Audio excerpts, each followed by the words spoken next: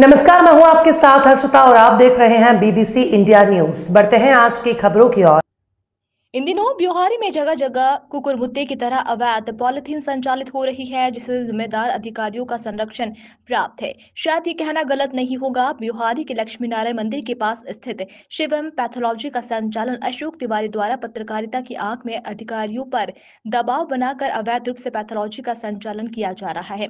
बताया जा रहा है कि उक्त पैथोलॉजी में खून, पेशाब और बलगम जैसे कई रोगों की जांच के नाम पर ग्रामीण क्षेत्रों से आए मरीजों से मोटी रकम वसूली जा रही है और जिम्मेदार अमला अपना कमीशन लेते हुए आंखें मूंद कर तमाशा देख रहा है। ताज्जुब की बात तो यह है कि बिना अनुमति और मान्यता के संचालित इस केंद्र के विरुद्ध कार्रवाई से परहेज क्यों किया जा रहा है, जबकि नियमानुसार प्रशासन को इस अवैध पैथोलॉजी पर शिकंजा कस देना था, ताकि आम जनता का शारीरिक और आर्थिक शोषण रोका जा सके। गौरतलब है कि प्रशासनिक अनदेखी के चलते बिना पैथोलॉजिस्ट और बिना रजिस्ट्रेशन के अवैध पैथोलॉजी संचालित हो रही है।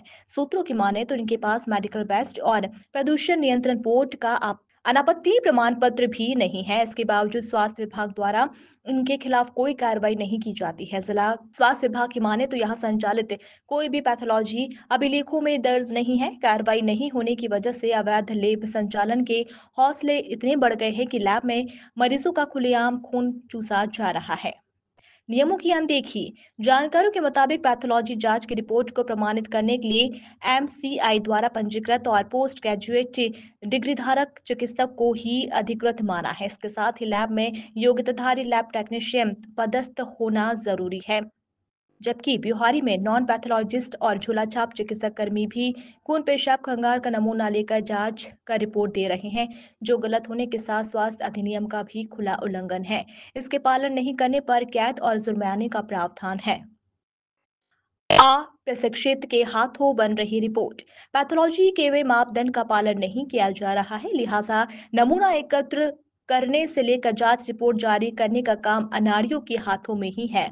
ऐसी दशा में जांच रिपोर्ट की विश्वसनीयता भी सवालों के घेरे में है। आलम यह है कि अधिकांश जांच घरों में अप्रशिक्षित कर्मियों द्वारा ही मरीजों का खून, पेशाब और अन्य जांच की जा रही है। हैरान करने वाली बात तो यह है कि इसी आधार पर चिकित्सकों द्वारा मरीजों का इलाज और दवा लिखी जा रही है, जिसका आर्थिक, शारीरिक और मानसिक खामियाजा मरीजों को भुगतना पड़ रहा है। इसके बावजूद प्रशासन की गंभीरता यहाँ नहीं दिखाई दे रही है। योग्यता और रजिस्ट्रेशन दरकिनार। लैब संचालन के लिए शासन द्वारा विधिवत नियम लागू किए गए हैं, लेकिन आश्चर्यजनक रूप से डीएमएलटी और उनके सहयोगी तक लैब संचालित कर रहे हैं। वो ही रिपोर्ट में साइन करके दे रहे हैं, जबकि लैब संचालक एमबीबीएस एमडी पैथोलॉजिस्ट होना चाहिए।